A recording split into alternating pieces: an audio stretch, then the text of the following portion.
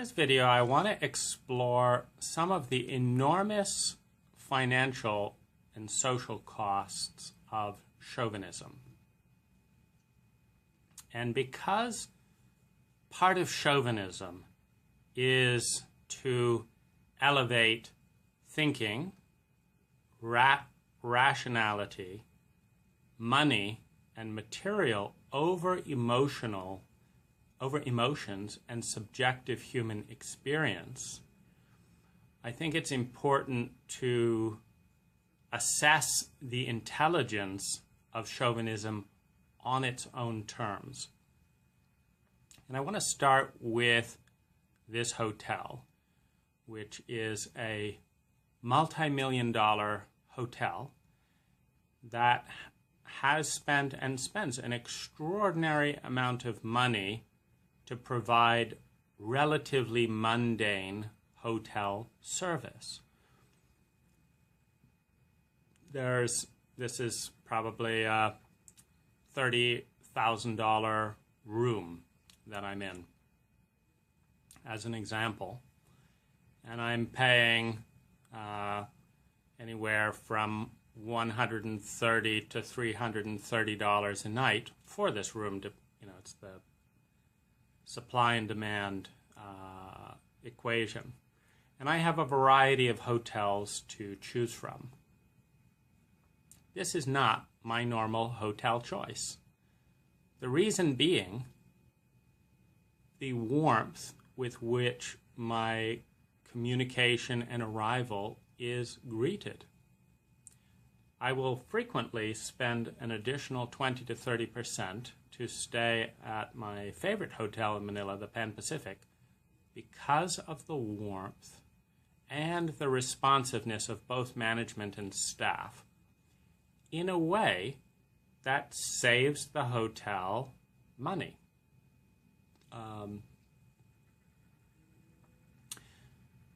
The cultural dimension within the blind spot of chauvinism sees hotels regularly updating, i.e. spending millions of dollars for a facelift.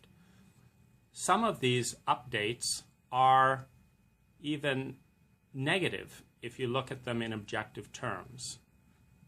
They're positive through the mental program that says modern is good, modern looks cool, so this looks like modern, let's do it. They're negative in terms of the actual guest experience of listening to jackhammers for 6 months, listening to listening to Carpenter radios, and having higher occupancy, meaning the same occupancy is pressed closer together, all lumped into one segment of the hotel because the other's getting renovated. So the noise pollution is much louder.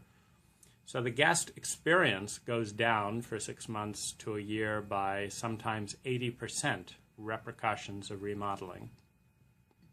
The end result in terms of light quality, sound quality, visual quality, taste quality, smell quality, and service quality do not always go up. Sometimes they go down. There's chemical smells in the airs for months.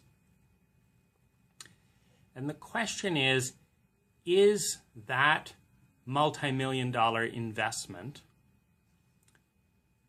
the most economical way of improving guest experience, guest loyalty, and investor return on investment?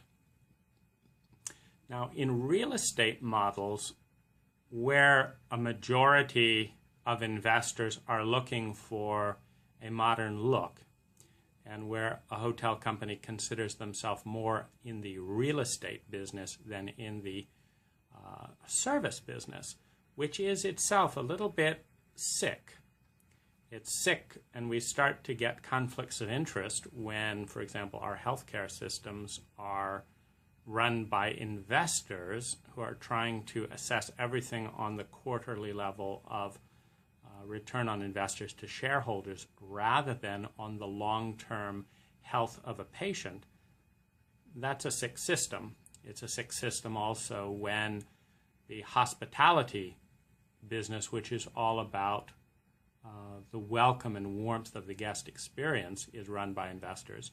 Now, in that metric, however, sometimes that's the case, not always. There's a lot of really snazzy buildings that go bankrupt because of the obsession with being cool, looking good, being modern, driving the cost per square foot up to such a point where the typical person making an intelligent choice for their well-being doesn't care enough to pay that price to be in the tallest building of the world or the coolest looking mall at 3 times the cost when they can be in a less cool looking mall at 1/3 the cost, etc., etc. But I want to stay with this analogy of hotels because I'm a lot more confident in that area where it's actually a hospitality industry. And to give you some examples, one of my favorite experiences recently was staying at the Crimson Resort, a 5-star hotel in Lapu-Lapu, Cebu, Philippines. And every single staff member does one thing differently than almost any other hotel. They touch their heart and they bow slightly, honoring the emotional connection and the presence of 2 human beings. This is from Malaysia. It has some Malaysian influences in one way or another. I don't know if it's the owner or some of the styling of the hotel. But this one thing doubled my experience of the hotel. Now, the hotel is gorgeous in a visual sense, but this doubled the experience. Now, what weakened the experience was not mechanical. It was slow response times, not being understood that I wasn't being understood because of the language barrier, and getting responses discordant with my message. So, may I have some well-toasted gluten-free bread, and getting soft, untoasted corn cake. Sending it back to at least be well-toasted corn cake and getting back soft toasted corn cake again. Talking to the chef about it. This is not bread. Do you need help making bread? Because I know how to make gluten-free bread. And saying we've got it handled, than not having it handled. In other words, both my best experience at a multi-million-dollar hotel and my worst experiences were not computer, were not architectural, were not style related, were not location located. And yet, why the hotel had paid millions to be in a very nice location and paid again millions to build this elaborate infrastructure, probably as a little bit of an afterthought down the bow, like, why not? And not put enough focus on the guest experience through communication, language, cultural training. And yet, this, love the hotel, hate the hotel, all about the emotional human interaction in these 2 areas that have nothing to do with money. The level of chauvinism can be seen even more so when one considers that the staff training and staff investment is about 10% of the total cost of the hotel due to very low labor costs in the Philippines, where $4 a day is what a lot of the staff will make and yet the staff are accounting for, by far, most of the emotional ups and most of the emotional downs. Now, the hypocrisy gets also a little bit tricky in some of this area, because you can see that the software, the human interaction, naturally would be a huge part of hospitality, which is the art of making someone feel welcome. Not seeing or hearing or respecting someone is, of course, the most easy way to destroy that experience. But in addition to that, if you look at the emotional way that people invest in, cool blockbusting movies, many of which lose money, starting a really trendy restaurant, 70% of which go bankrupt, doing these really cool architectural things, many of which don't pan out logistically, compared with the businesses that have 20 and 30-year customers, where it's the smile of one person greeting them, knowing their name, knowing their order, that has them coming back, and if necessary, paying a premium to have that experience, which does not cost anything at all except honoring the feminine. The human experience of emotionally connecting with a place, with a person, with an organization, with another human being.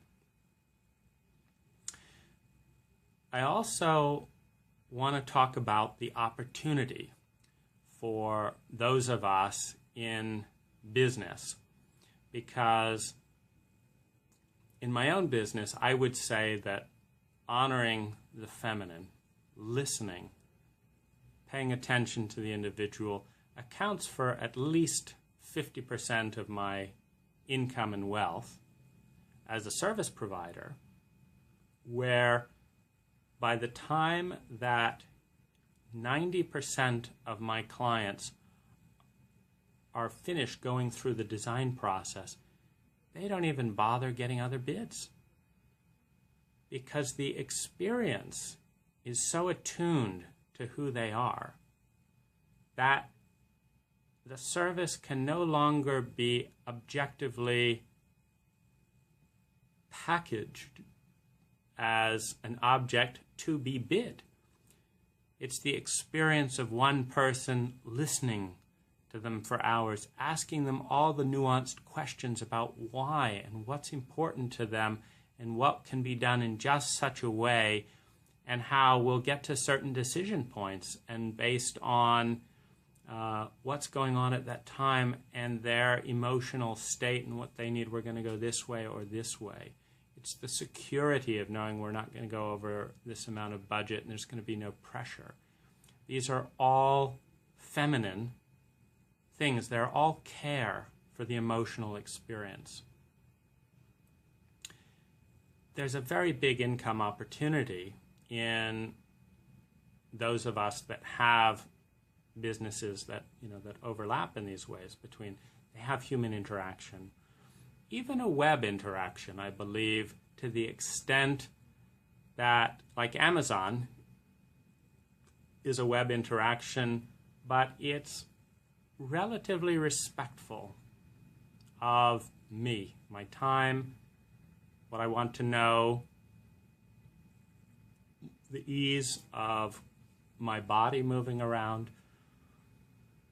And as a result, I buy several hundred products a year within seconds of click the link, recognition, hello Dane, toothpaste, organic, okay, there's the one I liked before, click buy with one click, done.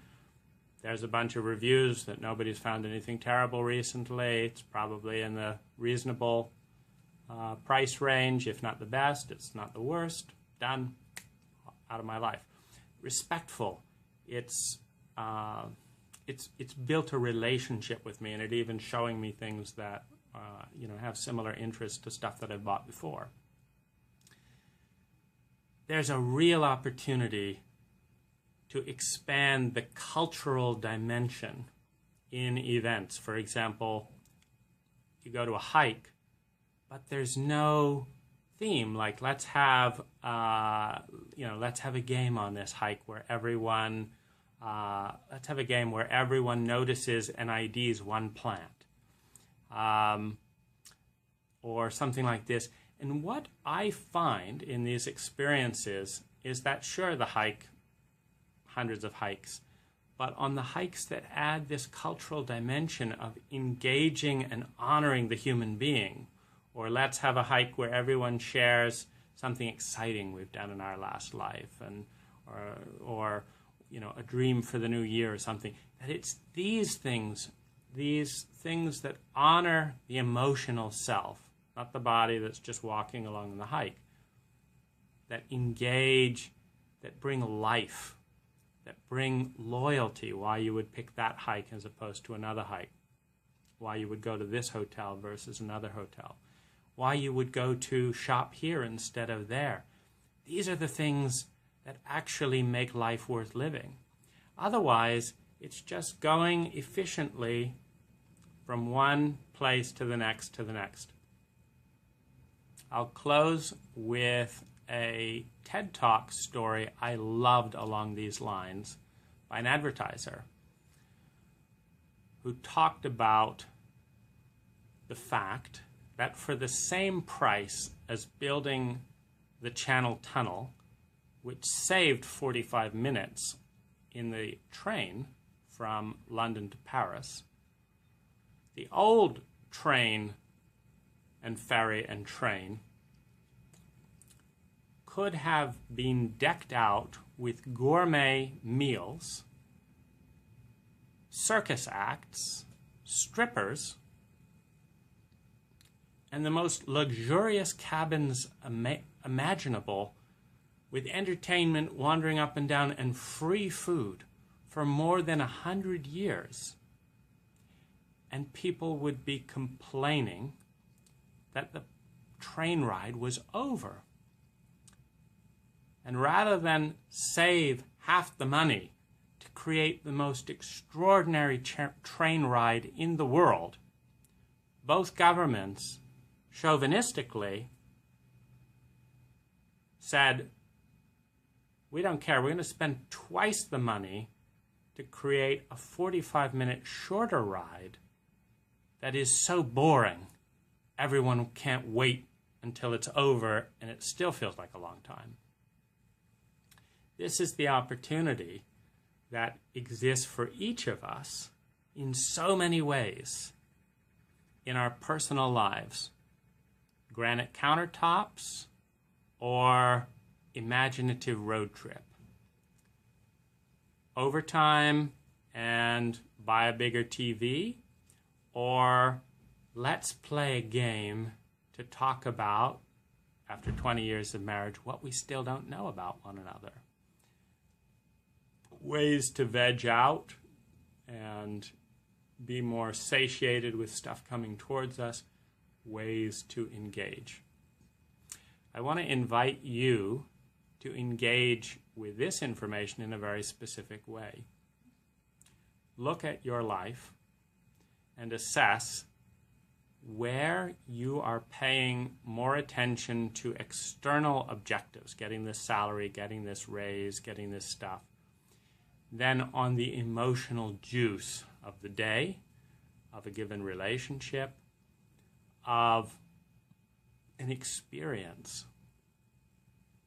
And notice which software variables.